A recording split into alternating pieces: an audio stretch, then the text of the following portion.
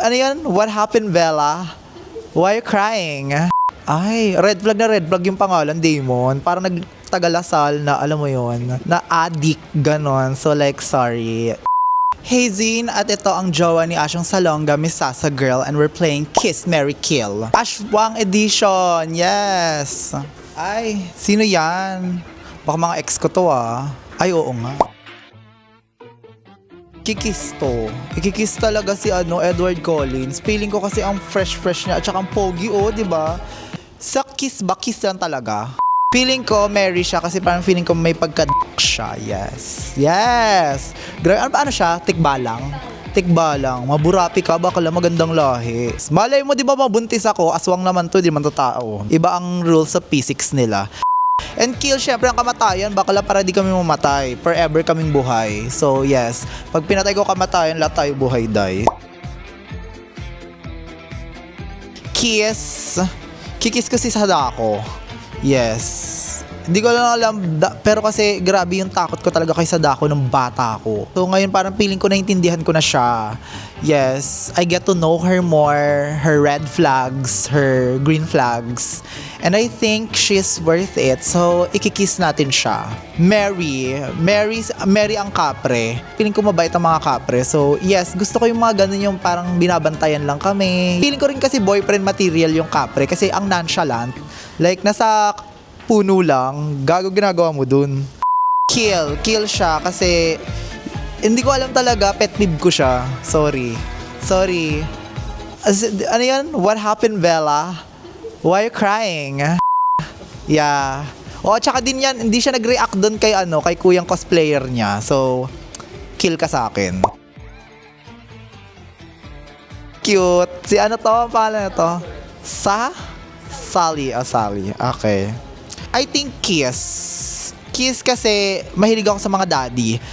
Tsaka gusto ko yung mabalbon ng onte. So parang feeling ko type ko siya. Kung type ko multo or like aswang. Feeling ko siya. Gusto ko yung medyo mabalbon, yung may pagka, anong tawag doon? Hairy daddies. Tsaka just ko aagawin pa ba sa akin to? Tsari.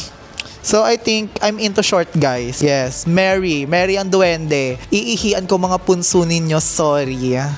Sana hindi ako diabetic.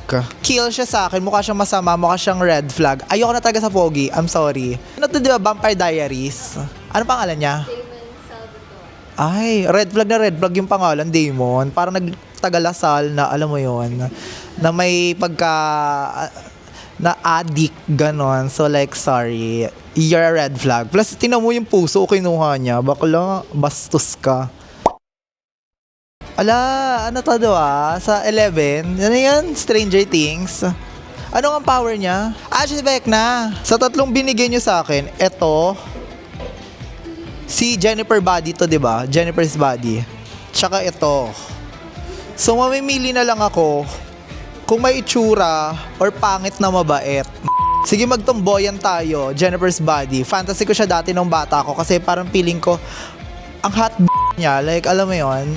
At saka naging mood board siya ng maraming babae dati. So, talagang feeling ko ate, yeah, I would her. Charot kadiri. Ganda niya, pretty siya, malala. So, yeah, deserve mo yun, te. Oh my God, sino sa kanilang dalawang memeri ko? Kokay na lang. Para diba, iconic, Filipino iconic. So, ayan. Yeah, I don't know. Pero feeling ko pag nakilala kita, jaundice pa siya, nakakaloka. Bakit naka-yellow yung mata? Or sabog lang to? Feeling ko dun kami magkoconnect. So, Mary. Kill siya kasi pinagtitripan mo talaga mga bata. Bobo ka. Pogi siya, pero kill ka, be. Masama ugali mo. Ayun lang.